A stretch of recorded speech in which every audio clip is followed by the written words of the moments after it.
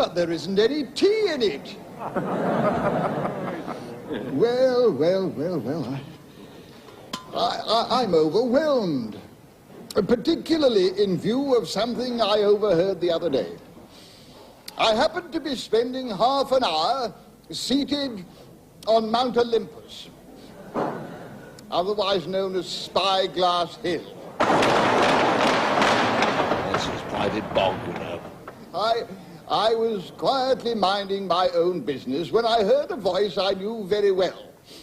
No names in this story, but he recognized himself.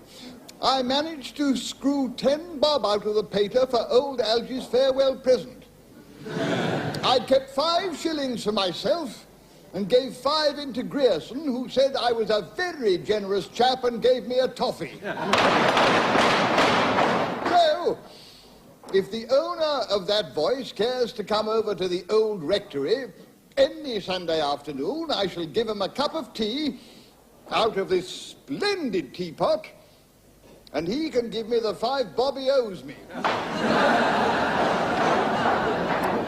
Well, you know, we've had our share of brilliant men at Bamfield. I can't claim any credit for them. They'd have got on wherever they were. But I do like to think that the school has been able to do something for the average thick-skulled bungler, which is what most of us are at bottom, eh, Mr. Alcock? So, I'm just going to tell you about 2 chaps who were called Petherbridge and Rogers. Goodness knows why they popped into my head after 20 years, but there they are. They'll do as well as anyone. Now, Petherbridge was one of our skyrockets. He went on to become president of an insurance company or something. He got the OBE or the DBF or whatever it is these chaps get. And Chuff Rogers never got anything, except once, when some kindly soul put him down for the lower 4th effort prize because he pulled up from bottom to 27th or something. So, speech day came along, and I could see Chuff Rogers down there fairly bursting with excitement as his turn came along. He had a woman with a baby sitting next to him, and this baby seemed to take a special fancy to Chuff. He kept grasping at his finger and making goo-goo noises and all that sort of thing. And then just as Chuff's big moment was coming along, this baby gave a most beautiful smile and was dramatically sick all over his best suit. And over himself, and over the mother. Oh, she, poor woman, was beside herself with shame. I thought Chuff would be too, but not Chuff. He pulled out the strangest looking handkerchief I have ever seen. Wiped the mother down, wiped the baby down, tried to wipe himself down, and then, only then, when he'd settled everything to his own satisfaction, he went up for his one and only prize. First things first, you see. And that is what I call a Bamfield success. And that is why I'll never forget Chuff Rogers. But I've completely forgotten Petherbridge.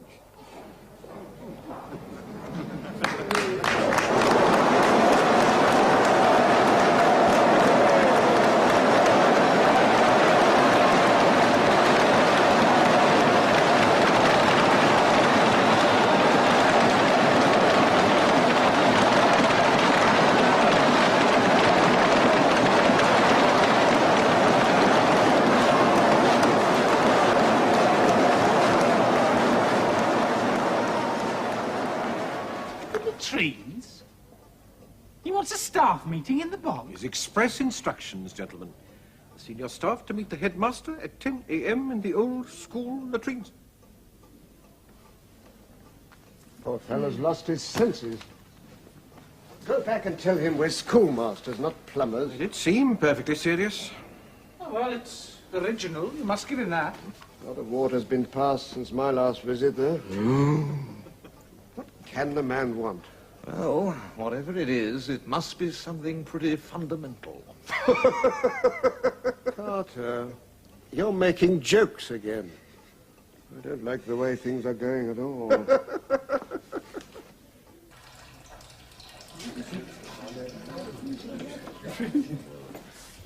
Gentlemen, the reason why I took the somewhat unusual step of asking you to meet me here was that I could not believe that any members of my staff were aware of the state of these latrines. It is my belief that the moral tone of a school is often most clearly reflected in its sanitary institutions, and what I've seen here today has shocked and disgusted me more than I can say.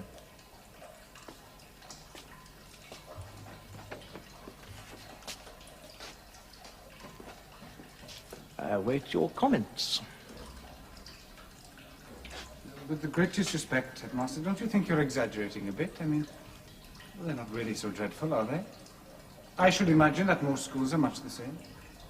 I sincerely hope you don't mean that. Paula Jones, I had no idea what sort of schools you've been associated with, but no school of mine is going to tolerate such filth.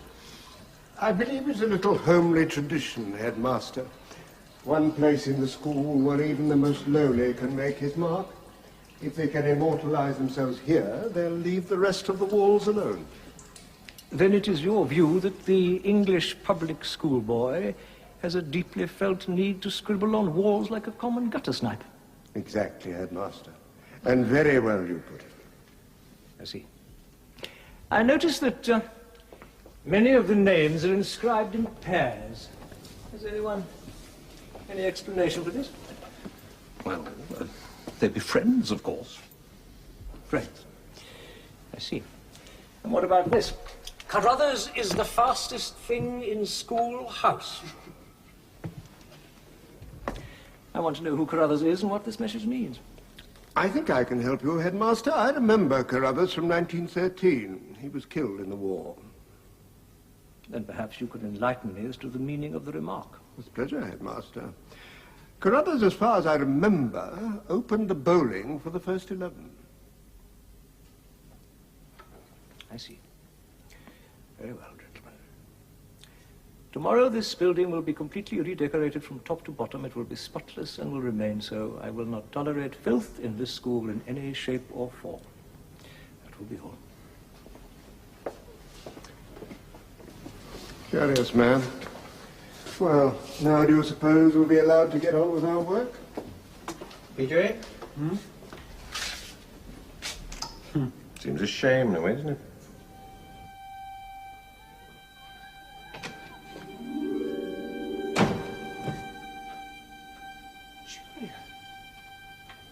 What on earth are you doing here? Came to see you, of course. I did mean to write you a letter, but then I thought, no, why don't I just come down and pay him a visit? How did you find it? Well, David, I used to work here, remember? All I had to do was ask for Mr. Powlett Jones' house. Who did you ask? Some boy. I expect he thought I was somebody's mother. Oh, you don't look in the least like anyone's mother. Oh, dear. Should we come away from the window? Has this all been a dreadful mistake? No, I'm sorry. It's really lovely to see you again, Julian.